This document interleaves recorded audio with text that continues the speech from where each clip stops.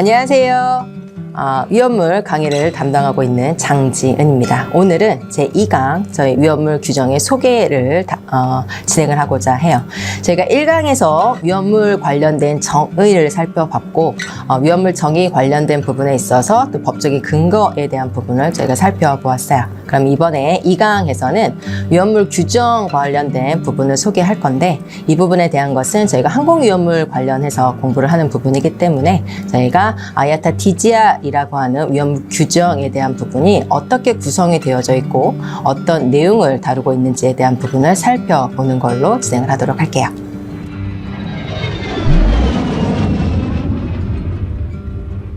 그러면 저희 항공 위험물을 운송을 진행을 할 때 저희가 IATA가 발간한 DGR이라고 하는 Dangerous Goods Regulation이라고 하는 규정을 적용해서 운송을 하게 되어지는데요.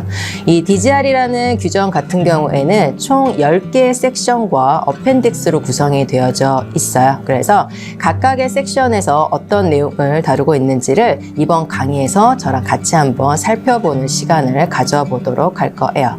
그리고 DGR이라고 하는 규정 같은 경우에는 이용자가 쉽게 관련된 규정을 식별할 수 있도록 각 섹션별로 저희가 하부 섹션을 두고 있고 그 안에 다시 패러그래프를 두는 방식으로 해서 규정에 대한 내용을 쉽게 찾아볼 수 있는 방식으로 저희가 기준이 수립되어 있다라고 하는 것을 보아주실 수가 있죠. 그러면 지금부터 저희가 IATA DGR이 어떻게 구성이 되어 있는지를 저희가 하나하나 살펴보는 시간을 가져볼 건데 아까 말씀드렸던 것처럼 총 10개의 섹션과 어펜딕스로 구성되어 있다라고 말씀을 드렸잖아요. 그러면 그 10개의 섹션 중에 첫 번째 섹션은 바로 applicability라고 하는 적용에 대한 부분이에요. 이 적용이라고 하는 섹션에는 어떤 내용들이 다루어지고 있느냐라고 하는 것을 보아주시게 되면 지난 강의에서 저희가 다루어 보았던 것처럼 위험물에 대한 정의가 1.0이라고 하는 부분에 수립되어져 있다라고 보아주시면 돼요. 저희 위험물 정의 기억나시나요? 저희가 어떤 식으로 말씀을 드렸었냐라고 하게 되냐면 고유한 위험성이라고 하는 해저드를 가지고 있고 그 해저드만 가지고 있다라고 해서 위험물 규정에 적용받는 위험물은 아니다라고 말씀을 드렸었죠. 그래서 가지고 있는 해저드가 위험물 운송 시 적용되어지는 분류 기준에 부합하면 저희가 위험물로 선언을 하고 위험물 규정에 따라서 운송을 한다라고 말씀을 드렸던 거 기억해 주셨으면 좋겠고요. 이미 분류 기준에 부합해서 위험물 목록에 등록되어 있는 아이는 당연히 위험물 규정에 따라서 운송을 진행해 주셔야 되는 부분이겠죠. 그래서 위험물 정의 지난 강의 때 살펴보았던 거 기억해 주시면 좋을 것 같고 그 다음에 또 하나가 이 섹션 1에서는 규정의 근거라고 하는 부분이 언급되어지는데 이 또한 저희가 1강에서 살펴보셨던 부분이에요. 저희가 IATA가 발간한 DGR을 저희가 적용해서 운송이 진행이 되어진다라고 했었는데 이 DGR이라고 하는 것은 말 그대로 IATA라고 하는 민간 항공 운송 서비스를 제공하고 있는 항공사들이 가입되어 있는 단체에서 발간한 규정이잖아요. 근데 이러한 규정을 준수하지 않게 되면 법적인 제재를 받는다라고 했었는데 그 근거가 뭐냐라고 하는 것은 바로 ICAO의 TI의 규정을 그대로 준용한 규정집이기 때문에 그 TI를 준수하지 않는다라고 하는 것은 국제 기준을 저희가 준수하지 않는다라고 하는 거고 당연히 국제 기준을 수용한 국내 법을 저희가 위배한다라는 개념이기 때문에 이 DGR 규정을 적용하지 않게 되어지면 법적인 제재를 받을 수 있다라고 하는 그 근거에 대한 부분을 지난 강의에서 살펴봤고 바로 이 DGR 섹션 1에 나와 있는 내용의 근거로 설명을 드렸던 부분이에요. 그래서 그 내용을 보아주시면 될 것 같고요.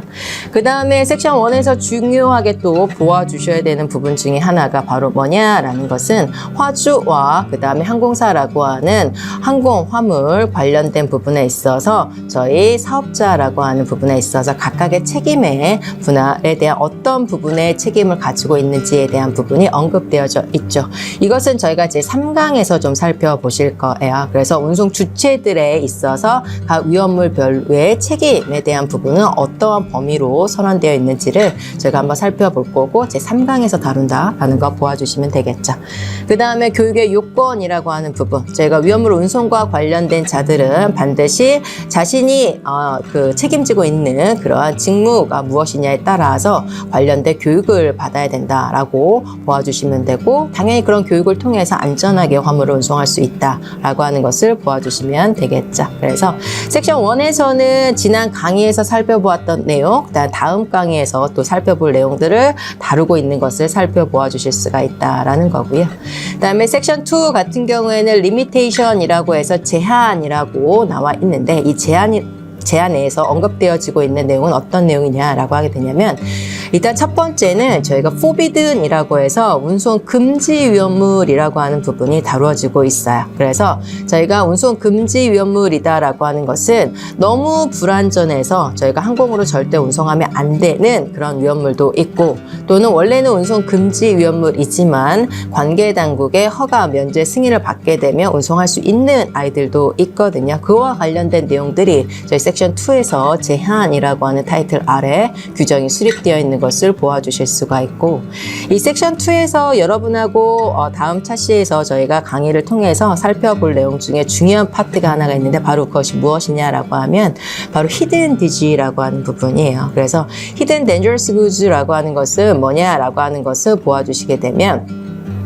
일단은 히든 디지라고 하는 것은 딱 타이틀만 보았을 때는 위험물이다라고 선언하기에는 애매모호하지만, 그 각각의 타이틀 안에 세부적으로 구성되어 있는 아이템을 보게 되면 위험물로 분류되어질 수 있는 아이도 있을 수 있다라는 거죠. 당연히 그런 아이들 같은 경우에는 위험물로 운송을 해야 되는지 비위험물로 운송을 해야 되는지에 대한 여부를 확인해서 저희가 취급을 해 주셔야 되는 부분이잖아요. 그래서 그에 대한 내용들을 저희가 히든 디지로 선언되어 있는 아이들은 어떤 아이들이 있는지에 대한 부분을 살펴보는 방식으로 진행을 하겠다라고 하는 부분이죠. 그래서 저희 섹션 2 제한이라고 하는 부분은 forbidden DG라고 하는 부분과 hidden DG라고 하는 부분으로 내용을 확인해 주실 수가 있다라고 하는 거고요.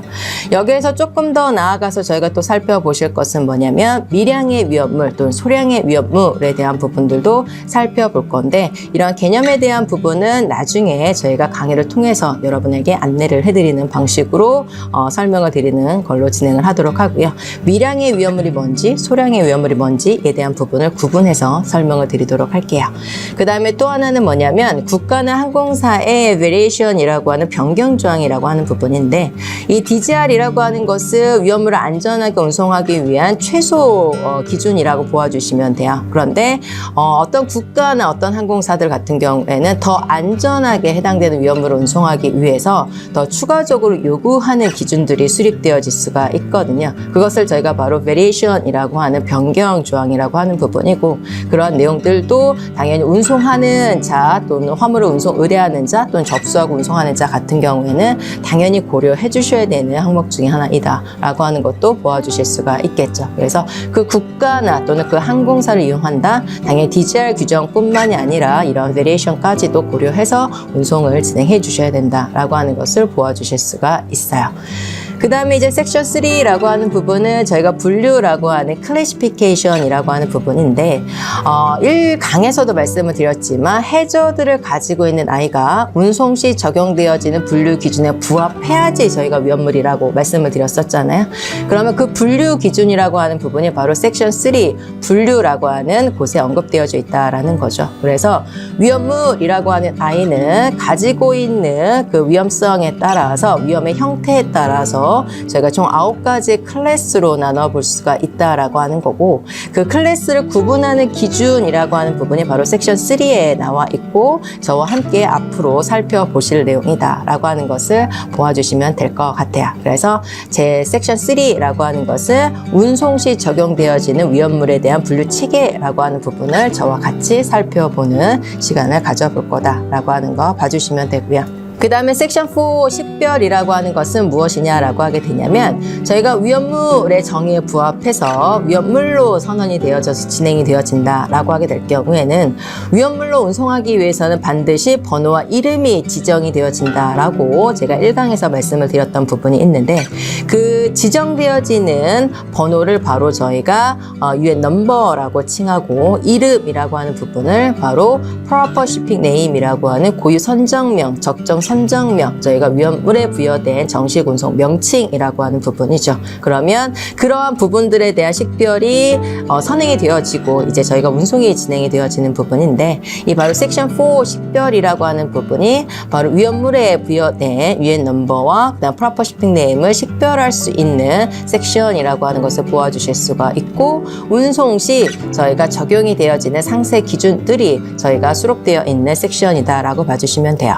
그리고 섹션 4 같은 경우에는 4.2라고 하는 부분에 위험물 목록이라고 하는 부분이 있는데 그 위험물 목록이 바로 위험물로 운송이 되어져야 되는 아이들에 대한 세부 저희 리스트업이라고 보아주시면 되겠죠. 그래서 각 위험물별로 UN 넘버가 어떻게 되어지고 그 위험물에 해당되어지는 운송 명칭은 어떻게 되어지고 운송 시 적용해야 되는 세부 기준들은 어떻게 저희가 적용하고 진행을 할 건지에 대한 부분을 상세 내용들을 확인해 주실 수 있는 부분에 대한 내용이다 라고 하는 것을 봐주시면 될 것 같고요. 그 다음에 섹션 5 패킹이라고 하는 것은 뭐냐면 위험물을 운송하기 위해서는 당연히 먼저 선행적으로 확인해 주셔야 되는 게 운송하고자 하는 위험물에 대한 분류 식별이 이루어지게 되면 이제 실질적으로 운송을 하기 위해서는 포장이라는 행위를 통해서 저희가 포장물의 단위로 운송을 해야 되는 부분이잖아요. 그러면 운송을 하기 위해서는 당연히 해저들을 가지고 있는 아이를 운송하는 부분이기 때문에 당연히 포장의 중요성이 강조되어질 수밖에 없거든요. 그래서 각 위험물별로 어떻게 포장을 해야 되는지, 그 다음에 어떤 포장재를 사용해야 되는지, 그 다음에 각 포장물별로 어느 정도의 양을 담아 운송을 해야 되는지에 대한 상세 기준을 수립해 놓고 있는 것이 바로 포장 지침이라고 하는 부분이고요. 그런 포장 지침에 대한 부분을 언급해 놓고 있는 섹션이 바로 섹션 5 패킹이다라고 보아주시면 될 것 같아요. 그래서 섹션 5 패킹이라고 하는 곳에는 각 위험물별로 지정되어 있는 포장 지침서를 확인할 수 있는 섹션이고 그 포장 지침서에 따라서 저희가 포장이라는 행위를 진행을 한다라고 하는 것을 보아주시면 되겠다라는 거고 추후에 저희가 관련된 포장 지침서에 대한 내용을 어떻게 읽어내고 어떻게 구성되어 있는지에 대한 부분을 살펴볼 거다라고 하는 부분이에요.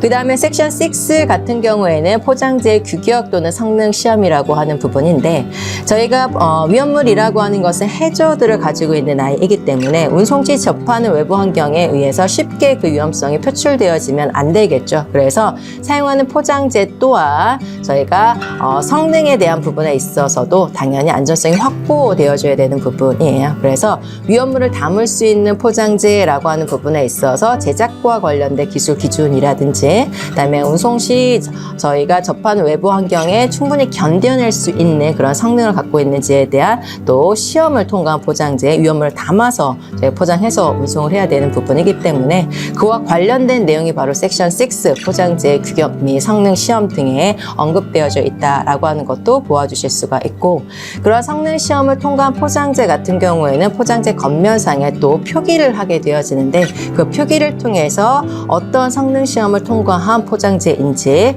그런 표기를 갖고 있는 포장재는 위험물을 담는 포장재임을 저희가 식별할 수 있다라고 하는 것도 보실 수가 있겠죠. 그리고 각 위험물별로 어떠한 포장재를 사용해야 되는지에 대한 부분도 저희가 포장 마킹을 통해서도 포장재에 대한 마킹을 통해서도 확인해 보실 수 있다라고 하는 부분이에요. 이와 관련된 내용은 나중에 저희가 다른 강의를 통해서 또 살펴볼 거니까 참고해 주시면 되겠다라는 거겠죠.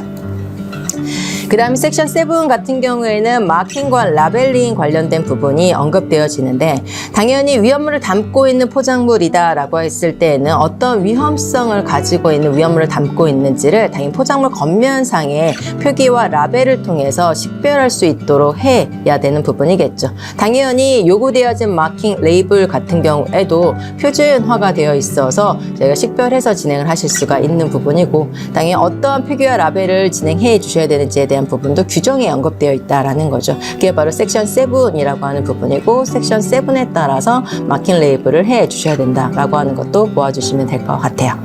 그 다음에 섹션 8 서류라고 하는 부분은 뭐냐면 저희가 항공 화물로 위험물이 진행이 되어지는 거잖아요. 그렇다라고 하게 되면 서류가 수반되어져서 운송이 되어진다라는 거고 위험물 관련해서 당연히 화주의 위험물 신고서라고 하는 부분이 저희가 항공 화물로 진행이 되어질 때 항공 화물 운송장이라고 하는 에어웨빌과 함께 제공이 되어져야 되는 부분인데 이러한 화주의 위험물 신고서라고 하는 DGD라고 하는 서류를 어떻게 또 구성이 되어 있는지에 대한 부분과 일반적인 개요라고 하는 부분을 제가 또 추후에 이 섹션 8 다큐멘테이션의 근거로 두고 저희가 강의를 통해서 여러분에게 전달해 드릴 거니까 참고해 주시면 좋겠다라는 부분이고요.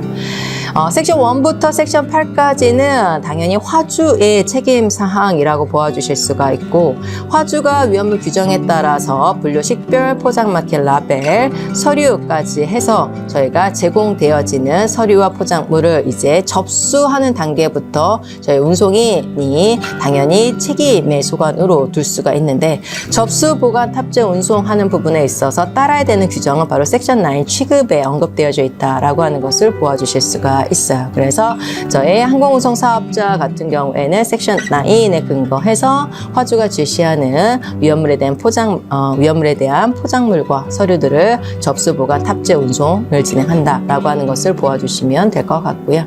마지막으로 섹션 10 같은 경우에는 방사선 관련해서는 저희가 별도의 섹션에서 따로 다루고 있다라고 보아주시면 돼요. 그래서 방사선 물질이 운송이 되어진다라고 했을 때에는 섹션 10, 10.1 적용, 10.2 제한, 10.3 분류, 10.4 식별 이와 같이 방사선 물질에 관해서는 섹션 10에서 저희가 적용부터 취급까지 각각의 내용들이 सब섹션으로 규정이 언급되어져 있다라고 하는 것도 보아주시면 되겠죠. 그래서 그 내용 봐주시면 되고요.